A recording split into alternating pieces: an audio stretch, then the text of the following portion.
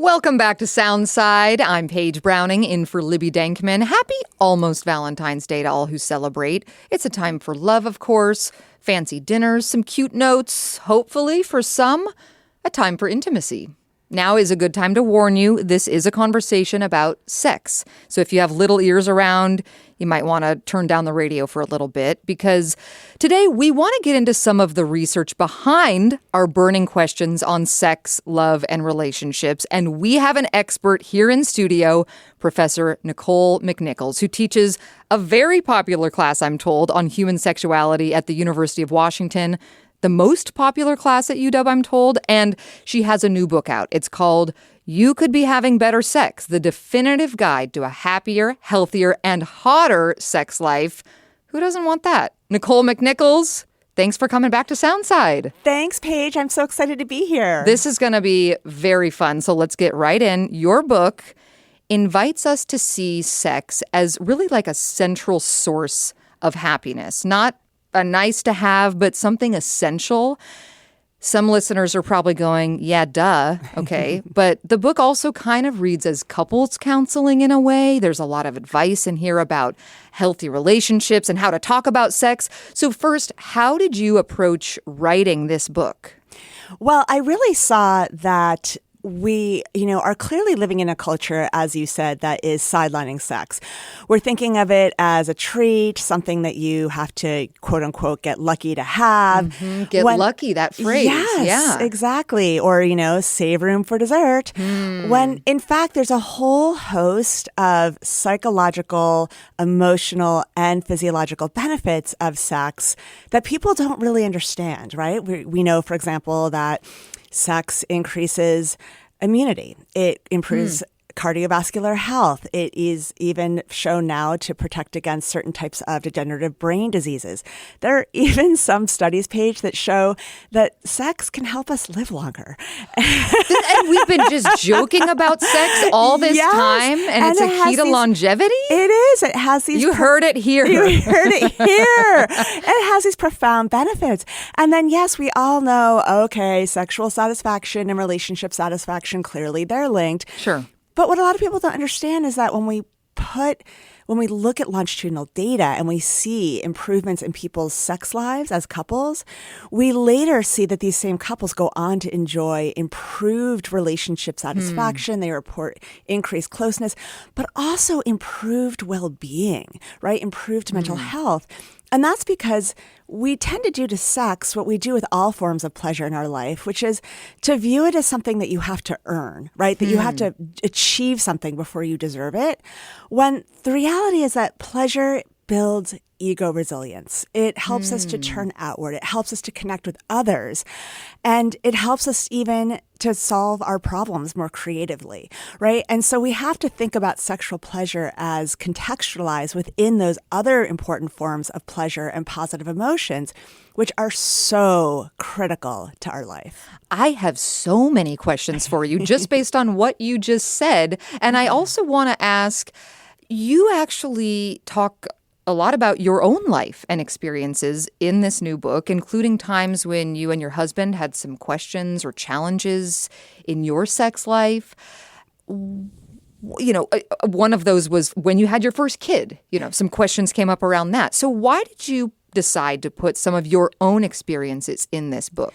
Well, I wanted people to understand that I'm approaching the advice that I'm giving from a research-informed perspective. But ultimately, sex is a very human, intimate, personal experience. And so I think to really be convincing and helpful to people, you have to be vulnerable. You're relating to the reader. Exactly. You're relating to the reader. And I do feel, this book is a bit different than other books out there about sex in that it's addressing multiple audiences, right? This is a book that is going to be helpful to people if you're in a long-term relationship and have been married for 20 years, like I have. Or it's going to be equally as helpful as if you have just gotten married and are starting out your relationship. It's also going to be helpful if you're newly single, newly divorced, and trying to navigate maybe what casual sex or friends with benefits situations look like. Or if you're young and trying to navigate hookup culture, right? So there are going to be all of these different contexts. And what I try to do in my book is say, look, it's possible to have better, more connected sex in any of these contexts. But to do that, we need to be getting away from these sexual scripts that are running through our heads, that are put in place either by the porn that we're watching or the messages that we're getting from the media. Of what it's supposed to look like, what it's supposed to feel like, what the people involved look like. Exactly. Yeah. Exactly what our bodies are supposed to look like. Sure. How our bodies are supposed to respond.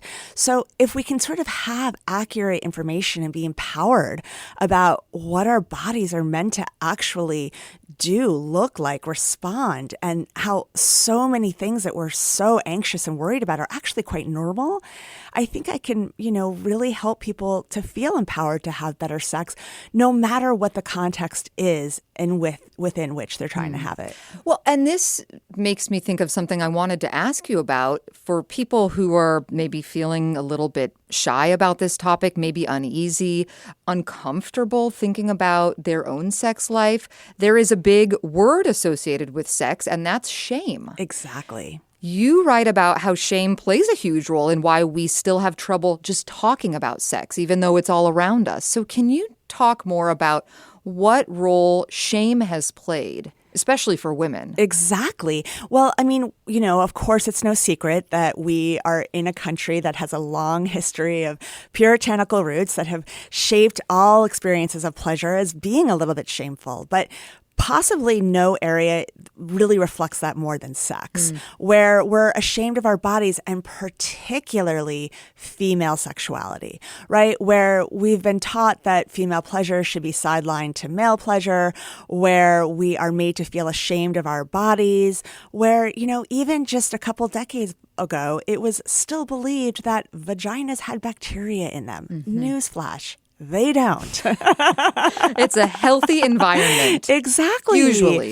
Yes. And it's healthy to want and have desire.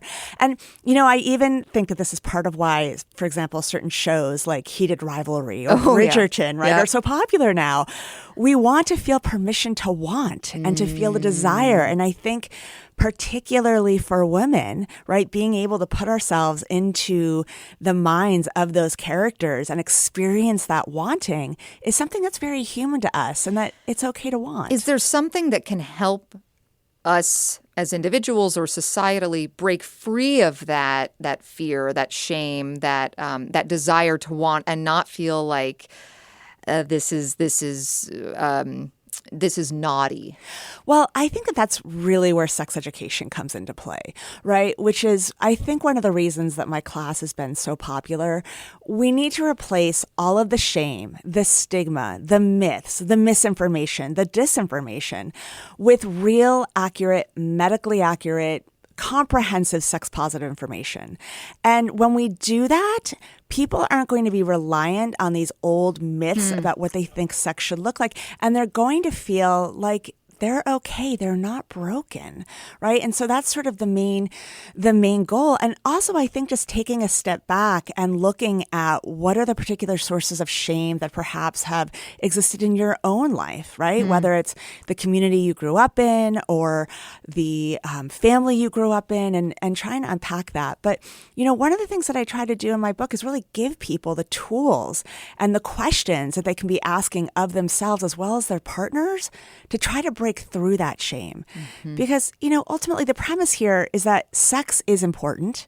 Yes, it can be awkward and embarrassing to talk about. It can be funny. It can be funny. Scary. It can be scary. It can go awry. It can definitely not pan out to what it looks like in the movies. But if we can be better. I mean, and that's part of what makes it better.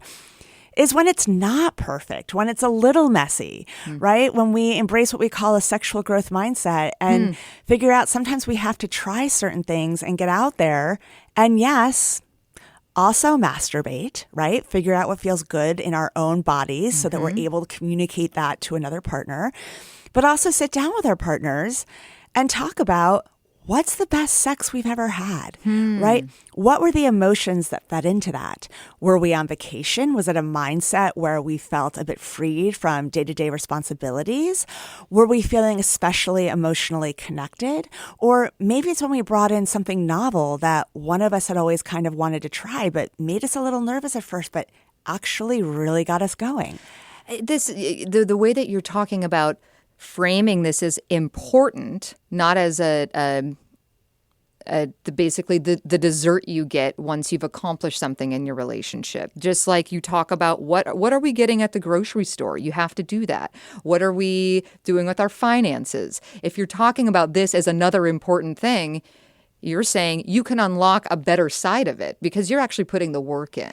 Exactly. I mean, perhaps the biggest myth that holds all of us back in our sex lives so much is this idea that it is simply going to happen and that putting effort into sex is going to ruin the mood.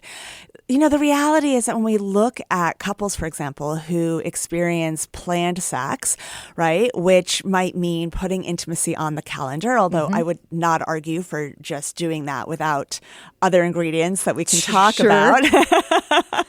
But this idea that if it's not happening spontaneously, it's somehow less than the sex that we're prioritizing is a myth that can get in the way, right? And so the answer, just as you said, Paige, is that we do need to put effort into our sex lives. We do need to prioritize it.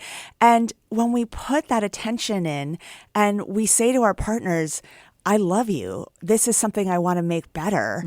And let's talk about what's working and use that as a springboard for our curiosity to make sex even better, to ride off that positive and explore what else could be introduced.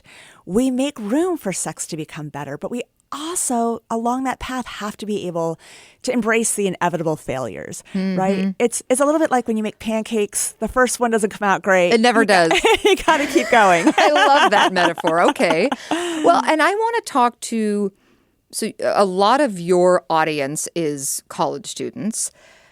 I've noticed Gen Z are reporting having less sex and becoming sexually active later than millennials did. A recent study from a conservative think tank, the Institute for Family Studies, found adults overall are having less sex than ever, with Gen Z seeing the steepest decline. Here's the data point. About 24% of adults ages 18 to 29 had no sex in the past year, a figure that has doubled since 2010. So that's given us this new buzzword, the sex recession. Is that real? What's going on? Yes, the sex recession is absolutely real. I think the one thing that people don't realize is that it's actually been going on for quite a while, well over 5 years at this point, and it has just sort of become increasingly more steep. But yes, there's sort of this huge paradox, Paige, because we see sex everywhere. We see shows like Euphoria or, sex education and assume that everyone around us is having tons and tons of sex, when the reality is that people are actually having a lot less sex than we think they are. And that is particularly true among Gen Z. But you're saying just in general that's true for all audiences, all ages, but particularly Gen Z. Exactly. It's really being driven by Gen Z. Is that bad if younger people are deciding to have less sex? So that answer, right, of course, depends on the reasons that people are having less sex. So are they having less sex because they are, for example, we know that this is correlated with a decrease in the amount that women in particular are drinking. And so is it possible that women are simply having less of the sex that they never wanted to have in the first place, maybe? Wow. Right? So that's a possibility for sure. But it could also be that, people are stressed out. They're on technology. We have a generation that was in middle school, high school during the lockdowns with COVID and never developed those skills. Social skills. Exactly. But what I talk about a lot in my classes, there's sort of this culture of chill that's permeated dating and sex culture among young people, where they're sort of afraid to put themselves out there. There's just a high level of rejection sensitivity, and a lot of that comes from the dynamics of social media platforms and online dating, where you're never quite sure what somebody else's intentions are, as well as just sort of this idea that to express needs and to make yourself vulnerable is somehow needy, right? Oh, I see. Yeah. And it not and terrifying can be at the same time. Exactly. I feel like most of the conversation about sex on college campuses has been the conversation has been about consent Yes. and rape and lack of justice for victims of sexual assault. So I do want to make sure I talk about this. It's a thorny issue that has become a very important conversation on a lot of college campuses. Can you talk a little bit about your manifesto for consent, which you lay out in the book? Yes, exactly. So I do put forth this consent manifesto, and the premise of it is that we've had so many conversations about sexual assault and consent in the context of understanding respect for each other's physical boundaries and bodies, which is critical. And absolutely, the first pillar of my manifesto is that we need to have ongoing, intentional awareness of how the other person is responding throughout the experience, because a lot of people, not just once it started, right? A lot of people think, oh, as long as I have it from the get-go, then it just exists. But it has to be something that's continuous and that there's clear expressions of enthusiasm by both partners throughout the whole thing. But beyond that, it needs to be emotionally honest, situationally transparent, and reflect a commitment by both people to mutual pleasure. And the reason for that is when we look at casual sex in particular, and we look at the outcomes that young people are reporting, we see a huge bifurcation in the data. Some people are experiencing a high level of happiness, some a low, really miserable outcomes. And what we find is that a lot of times those miserable outcomes aren't just coming from the sexual assault in terms of how we traditionally define it, but in being led on, in feeling like the person they hooked up with had sort of a different outlook at the beginning and sort of gave messages that this was not just a hookup, but was leading to a relationship. Sure. And then pulled the rug out under their ghosted their or arms. whatever. Exactly. Yeah. And then the commitment to mutual pleasure, right? Nobody wants to be in a sexual experience where it's just about one person's orgasm or one person's pleasure, right? There needs to be a commitment. And so all of these pillars are really about recognizing that sex is a full-bodied, emotional, relational, psychological, as well as physiological experience. And that if we want to really be having healthy sex, we need to be respecting and taking care of each other in all of those dimensions. Speaking with Professor Nicole McNichols, we're just about out of time, so I want to make sure I get to two things before we go. A clip of your class went viral last fall. You and some students chased out an intruder who was yelling slurs. Can you take us back to that moment and say whatever you can about what you were thinking as that happened, or whatever you'd like to share? Yes, exactly. So it was a very unfortunate situation. The intruder came in. What many people don't know is that it was his second time coming into the classroom. So the first time he came in, he was yelling a ton of slurs, and my teaching staff called the police. But by the time the police got there, he had left, and they circulated the building. He wasn't there, and they left too. So the second time he came back, he was even more aggressive.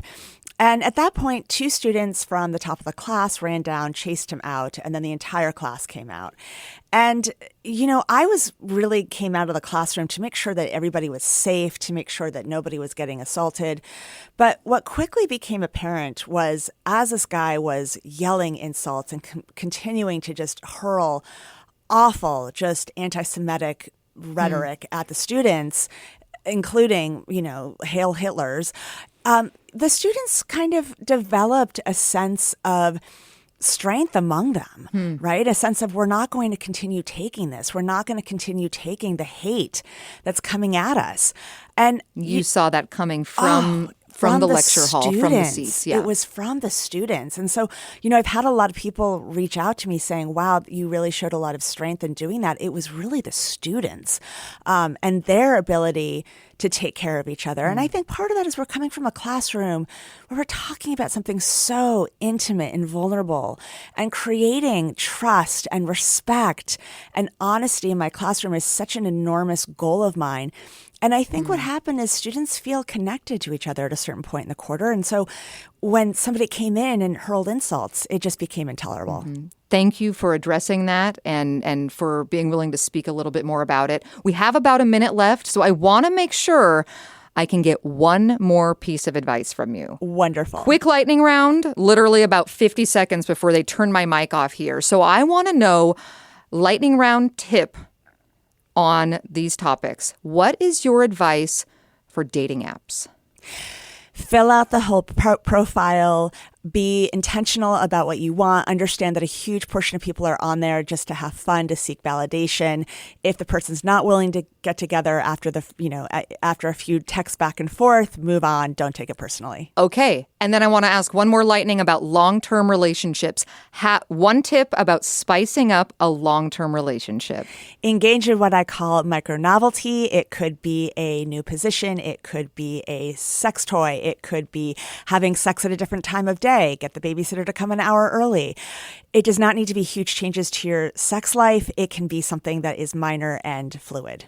Perfect way to end the show. University of Washington professor Nicole McNichols. Her new book is called You Could Be Having Better Sex, the definitive guide to a happier, healthier, and hotter sex life. Professor, thank you for being here. Paige, thank you so much. Thanks for listening to Soundside. Don't forget you can listen live on KUOW 94.9 FM Seattle at noon and 8 p.m. Monday through Thursday, or anytime online at KUOW.org or on your favorite podcast app.